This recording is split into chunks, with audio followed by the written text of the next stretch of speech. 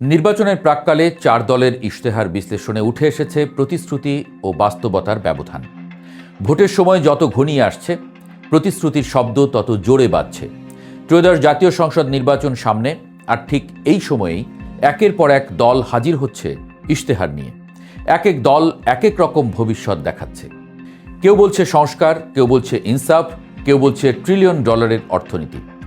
কাগজে স্বপ্ন, মুখে আশ্বাস, আর মঞ্চে বড় বড় বুলি। কিন্তু ভোটারের প্রশ্ন একটাই, এই প্রতিশ্রুতি কি আদৌ বাস্তব হবে?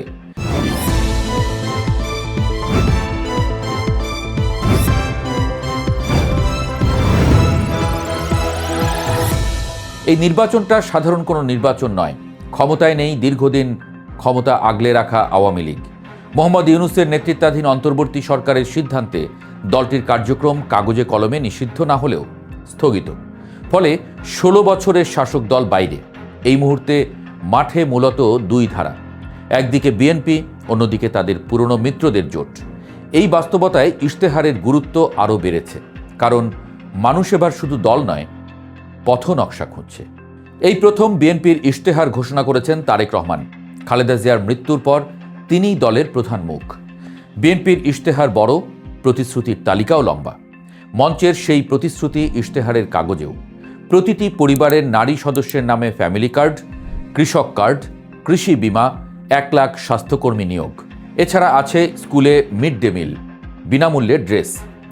আর সাথে আছে বড় অর্থনৈতিক লক্ষ্য, 2034 সালের মধ্যে $1 ট্রিলিয়ন অর্থনীতি।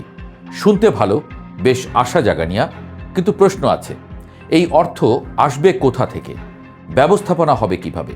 বিএনপি বলছে দুর্নীতি না থামালে কিছুই সম্ভব নয়। আইনের শাসনই নাকি মূল চাবিকাঠি। তবে দুর্নীতি কিভাবে রোধ করবেন তা উল্লেখ ছিল না ইশতেহারে। বিএনপির ইশতেহারের সবচেয়ে জোরালো অংশ রাষ্ট্র সংস্কার, তত্ত্বাবধায়ক সরকার ফেরানো, উপরাষ্ট্রপতি পদ সৃষ্টি, প্রধানমন্ত্রীর মেয়াদ সীমা, সংসদের উচ্চকক্ষ, 70 অনুচ্ছেদের সংশোধন। তবে এগুলো নতুন নয়, 2018 সালের ইশতেহারেও এগুলো ছিল। বিশ্লেষকরা বলছেন ইশতেহারে জনমানুষের ইচ্ছার কথা আছে, কিন্তু কর্মপরিকল্পনা নেই। কিভাবে আসবে এই পরিবর্তন, মানুষ তা এখন জানতে চায়।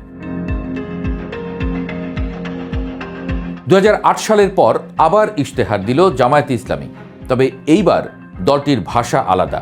তাদের মূল শব্দ ইনসাফ। তারা দুর্নীতি ও চাঁদাবাজি মুক্ত রাষ্ট্র গড়তে বদ্ধপরিকর।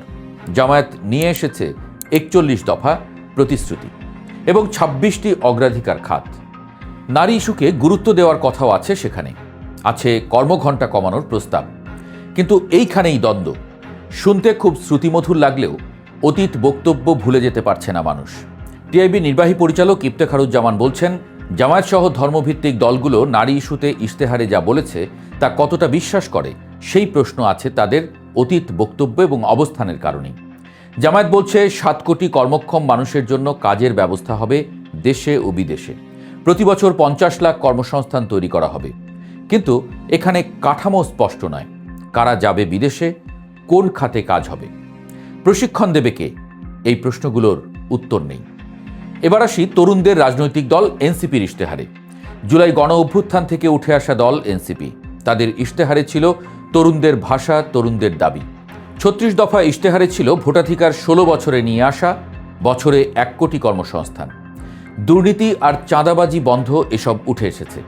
এছাড়া বিশ্ববিদ্যালয়ে ইন্টার্নশিপ বাধ্যতামূলক করা ও মেধাবীদের দেশে ফেরানোর পদক্ষেপের কথা তুলে ধরেছেন। রাষ্ট্র সংস্কার নিয়ে তারা সরাসরি কথা বলছে। জুলাই সনদের বাস্তবায়নের প্রতিশ্রুতি দিয়েছে। কিন্তু প্রশ্ন এখানেও একই, টাকা আসবে কোথা থেকে, আর কিভাবেই বা হবে তাদের প্রতিশ্রুতির বাস্তবায়ন? ইসলামী আন্দোলনও আলাদা পথে ইশতেহার নিয়ে হাজির হয়েছে। চরমোনাই পীরের নেতৃত্বাধীন ইসলামী আন্দোলন, তাদের ভাষা ধর্মভিত্তিক, ক্ষমতায় আসলে শরিয়াকে প্রাধান্য। সাথে আছে পিয়ার পদ্ধতির দাবি। অন্যান্য দলের মতো রাষ্ট্র সংস্কার আশ্বাস দিতেও ভোলেননি তারা। তারা বড় তালিকা দিয়েছে, কিন্তু ভোটারদের বড় অংশ এখনও দ্বিধায়।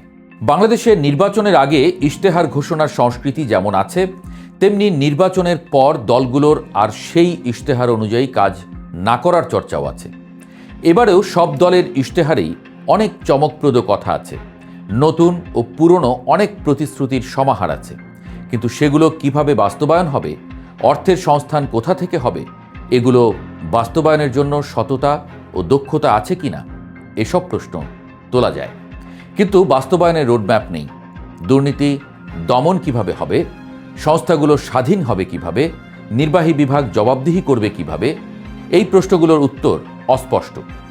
এই নির্বাচনে ইশতেহার শুধু কাগজ নয়, এটা বিশ্বাসের দলিল। যে দল বাস্তব পরিকল্পনা দেখাতে পারবে, স্বচ্ছতা দেখাতে পারবে, সেই দলই এগিয়ে থাকবে। না হলে ইশতেহার থাকবে, ভোটও হবে, কিন্তু আস্থা ফিরবে না। আর আস্থা ছাড়া কোনো গণতন্ত্রই কখনোই টেকে না।